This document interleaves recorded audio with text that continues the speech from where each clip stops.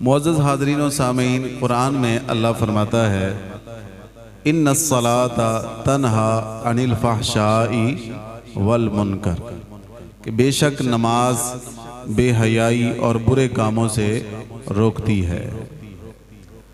अब सवाल ज़हन में ये पैदा होता है कि नमाज तो हम भी पढ़ते हैं, बेशुमार लोग नमाज पढ़ते हैं। जिस मस्जिद में चले जाएं आपको नमाजियों की एक तादाद नज़र आएगी, लेकिन क्या सारे नमाजियों को नमाज बेहयाई से रोकती है? वो बुरे कामों से बचते हैं? तो ऐसा नहीं है। तो फिर कुरान में अल्लाह ने जो फरमाया वो तो किसी सूरत भी गलत नहीं हो सकता। फिर गलती कहाँ है कि नमाज पढ़ने के बावजूद एक बंदा हराम खाता है, नमाज पढ़ने के बावजूद पड़ोसियों का दिल दुखाता है, नमाज पढ़ने के बावजूद माँ बाप की नाफरमानी करता है, नमाजी भी है, रिश्वत भी लेता है, नमाजी भी है, सूद भी खाता है, नमाजी भी है, लेकिन बीवी के हुकूक अदा नहीं करता, नमाजी भी है, रब का नाफरमान भी है। तो कमी कहाँ है? नमाज के लिए तो रब का ऐलान है कि नमाज बेहयाई और बुरे कामों से रोकती है। तो कमी कहाँ है? कमी नमाज पढ़ने वाले में है, नमाज में कमी नहीं। ये तो ठाठे मारता रब की रहमतों का समंदर है जो हर वक्त मौजों में रहता है। इसमें जो हकीकतन गौता जन होके इसकी गहराई में जाता है, अल्लाह तबारक व ताला उसको अपनी रिजा के मोती जरूर अता फरमाता है। बात समझ नहीं आई? तो सुभान अल्लाह कह दो यार, ये आप क्यों कंजूसी कर रहे हैं? जो नमाज को उसके ज़ाहरी बातनी अदाब के साथ पढ़े उसे रब की रजा मिलती है, वो बेहयाई से बाज आ जाता है, नमाज उसे बुरे कामों से रोकती है। तो फिर जिनको नहीं रोकती उनकी नमाज में कमी है। या तो वो नमाज में कुरान नहीं सही पढ़ते, नमाज के ज़ाहरी बातनी अदाब का ख्याल नहीं करते, और नमाज के अरकान को पूरी तरीके से नहीं अदा करते। तो आइए हम चंद एक बातें इस हवाले से समझते हैं। अहादीस में हमारे लिए इस हवाले से क्या रहनुमाई है। अल्लाह के आखिरी नबी सल्लल्लाहु अलैहि वसल्लम का फरमान आली शान है, फरमाया लोगों में बदतरीन चोर वो है जो अपनी नमाज में चोरी करता है। साहबा ने अर्ज किया, या रसूलल्लाह नमाज में कोई कैसे चोरी कर सकता है? क्या चोरी करेगा नमाज में? नमाज में कौन सी कोई दौलत रखी हुई है? बंदा एक आम आदमी जिसको कोई दीन की इतनी समझ नहीं, उसके ज़हन में ये सवाल आ सकता है। तो सहाबा ने भी अर्ज किया, या रसूलल्लाह नमाज में कोई कैसे क्या चोरी कर सकता है? तो आपने इरशाद फरमाया, नमाज की चोरी ये है कि जो इसके रुकू और सजदे पूरे नहीं करता। 99% आप नमाजियों की नमाज चेक कर लें, सजदा सही नहीं करते, रुकू पूरा नहीं करते, रुकू से उठने के बाद अगले सजदे में जाने के लिए वो कौमा पूरा नहीं करते, 2 सजदों के दरमियान जलसा नहीं करते, सजदे के जो आज़ा हैं 7 हड्डियों पर सजदा किया जाता है, वो 7 की 7 हड्डियां नहीं लगाते। अब मुझे बताएं, जिसकी नमाज में सजदा ही नहीं है, क्या उसकी नमाज उसको बेहयाई से रोकेगी? जिसकी नमाज का रुकू ही कामिल नहीं है, उसकी नमाज उसको बेहयाई से बुरे कामों से कैसे रोकेगी? तो एक तो ये निशानदही होगी। हुजूर ने फरमाया, बदतरीन चोर कौन है? जो नमाज का चोर है। बोलो तो सही, जो नमाज का चोर है। तो ये सबसे पहले हमने अपनी चोरी पकड़नी है कि कहीं ये चोरी मैं तो नहीं कर रहा।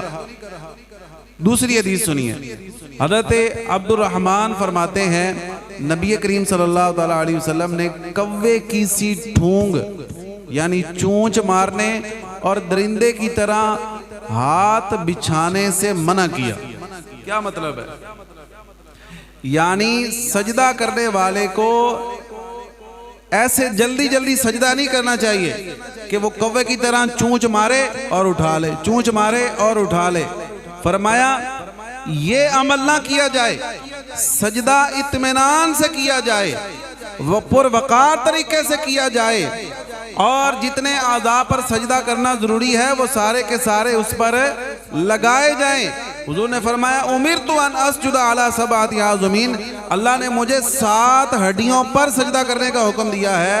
तो फरमाया ये चूंच मार के उठ जाना ये कोई सजदा नहीं है और इस सजदे का कोई सवाब भी नहीं है, और जिस नमाज में ऐसा सजदा किया जाए वो नमाज भी रब की बारगाह में कबूल नहीं है।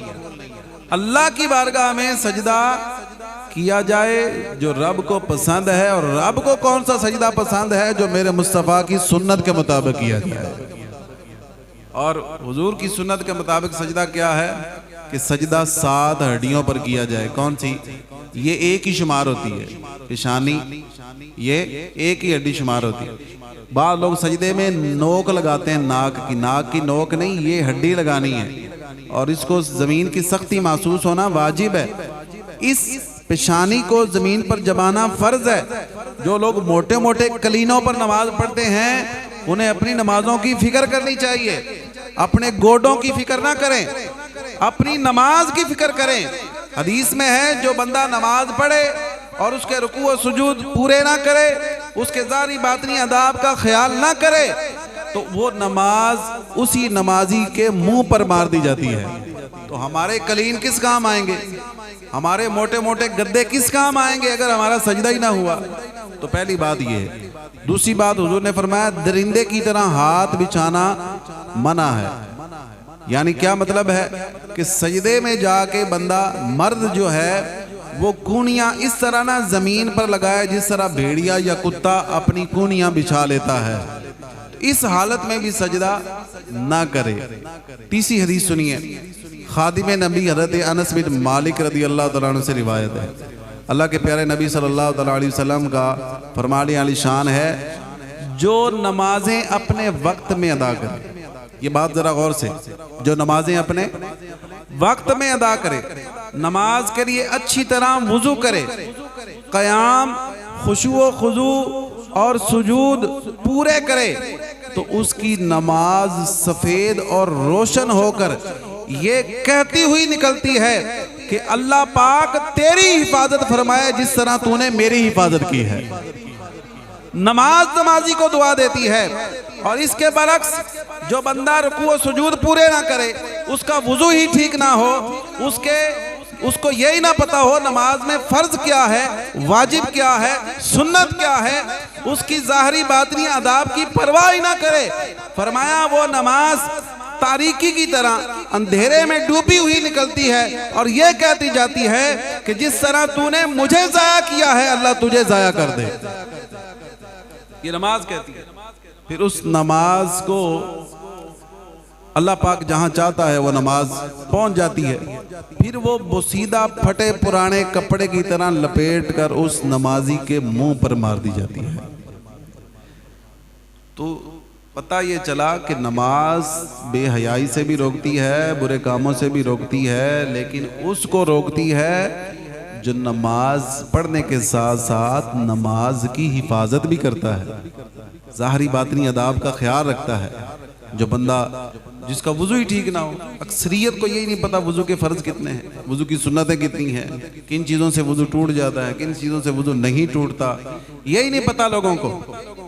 और जिनको पता है, जो अच्छे तरीके से नमाज पढ़ते हैं, उनकी नमाज की ये बरकत है कि अगर उसके पीछे भी कोई नमाज पढ़ लेता है अल्लाह उसको भी अपना प्यारा बना लेता है। जरा बुलंद आवाज से कह दें सुभान अल्लाह। यार तो समझ नहीं आ रही, या तुसी वैसे कंजूसी कर रहे हो है जी। सुनिए बात, सुनिए, आपका ईमान ताज़ा होगा।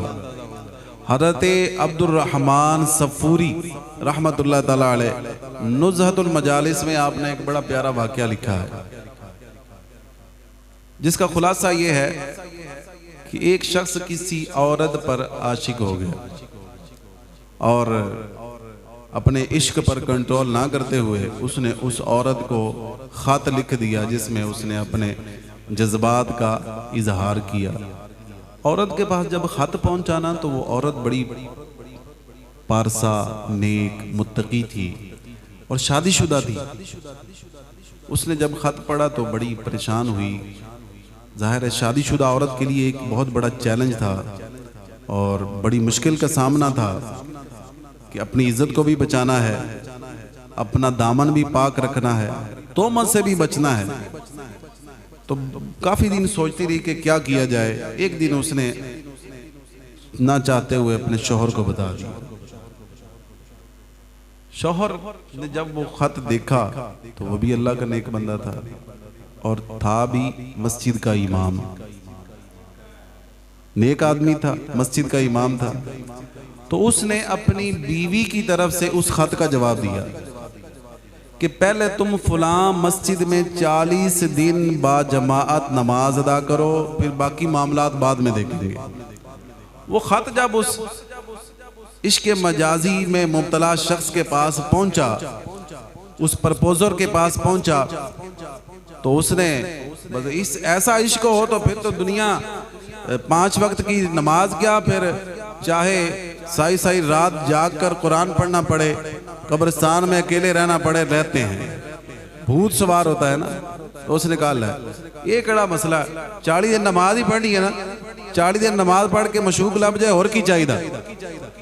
तो उसने नमाज पढ़ना शुरू कर दी। जिस मस्जिद में कहा था, जिस इमाम के पीछे नमाज पढ़ने कहा था, 40 दिन उसने रूटीन बना ली, पाबंदी के साथ एक नमाज कभी नागा नहीं किया।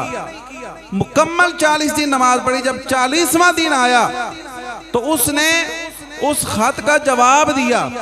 कहने लगा कि अब मेरी आंखें खुल गई हैं, मैं अपने गुनाह के इरादे से बाज आता हूं, अब मेरे रब के साथ सुलह हो गई है। तो बंदा ज़ाहरी बातनी आदाब का ख्याल करते हुए नमाज पढ़े, तो फिर ऐसे नमाजी के पीछे भी अगर कोई खड़ा होके रब की बारगाह में सजदे में चला जाए तो अल्लाह तबारक व तआला उस पर भी अपने राज खोल देता है, उसको भी अल्लाह तबारक व तआला अपनी मार्फत अता फरमा देता है। सुभान अल्लाह। यारो नमाज तो एक ऐसी चीज है कि कदी कदी बंदा झूठी मुठी भी नीत लवे ना तो अल्लाह ताला बड़ी रहमत फरमा देता है। एक बड़ा ही मशहूर वाक़या है कि एक मर्तबा डाकुओं की एक पूरी टीम, उन्होंने किसी घर में डाका मारा। जब वो अपनी कार्रवाई करके फारिग हुए निकल रहे थे तो घर वालों की आंख खुल गई। उसने शोर मचा दिया, ओ चोर चोर चोर। अब ये डर कर भागे, अपनी जान भी बचानी थी, लूटा हुआ माल भी बचाना था।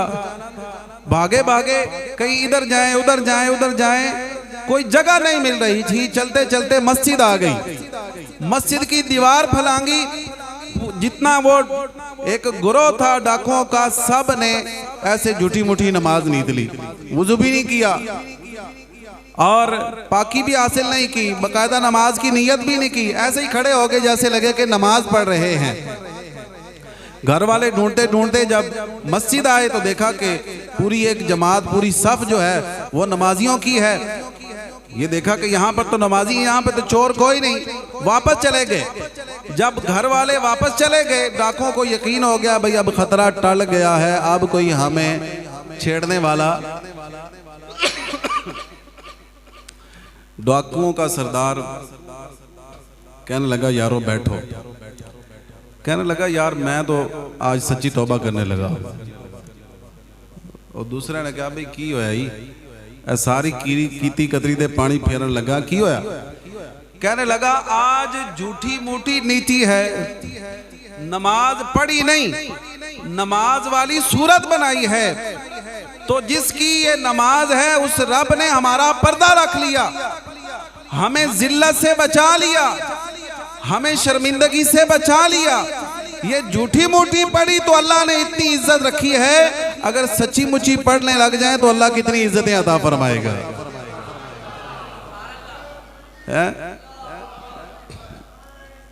या रसूल अल्लाह, तुहाडे नाल मलंग चंगा यार जेड़ा नारे ला रहा, तुसी जवाब भी नहीं दे रहे।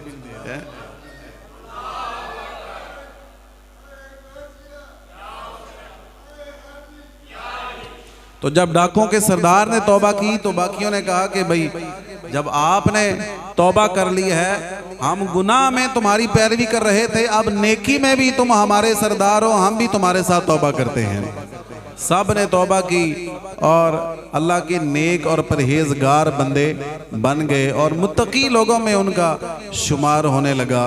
किसी ने क्या खूब कहा, हर इबादत से बरतर इबादत नमाज, सारी दौलत से बढ़कर है दौलत नमाज, कल्बे गमगीन का सामाने फरहत नमाज है, मरीजों को पैगामे सेहत नमाज, नारे दोजक से बेशक बचाएगी ये, रब से दिलवाएगी तुमको जन्नत नमाज, प्यारे आका की आंखों की ठंडक है, कल्बे शाहे मदीना की राहत नमाज। भाइयों, गर खुदा की रजा चाहिए आप पढ़ते रहे बाद जमात नमाज, आओ मस्जिद में झुक जाओ रब के हुजूर, तुमको दिलवाएगी हक से रिफात नमाज। या खुदा तुझसे अत्तार की है दुआ, मुस्तफ़ा की पढ़े प्यारी उम्मत नमाज। तो आज से नियत करें कि इंशाल्लाह हमारी नमाज नहीं छूटेगी। और फिर नमाज पढ़ने के साथ साथ नमाज सीखनी भी है, ठीक है। मेन मसला है कि हम नमाज सीखते नहीं हैं। आपके पास बेहतरीन मौका है, यहाँ अल्हम्दुलिल्लाह हर रोज़ जुम्मे रात और जुम्मे के अलावा मदरसा बालगान लगता है। ईशा की नमाज के बाद आप थोड़ा वक्त निकालें, कुरान पाक दुरुस्त तरीके से पढ़ना सीखें, नमाज सीखें, दीगर शरई मसाइल सीखें। अल्लाह रब्बुल इज़्ज़त हम सब को कामिल तरीके से नमाज पढ़ने की तौफीक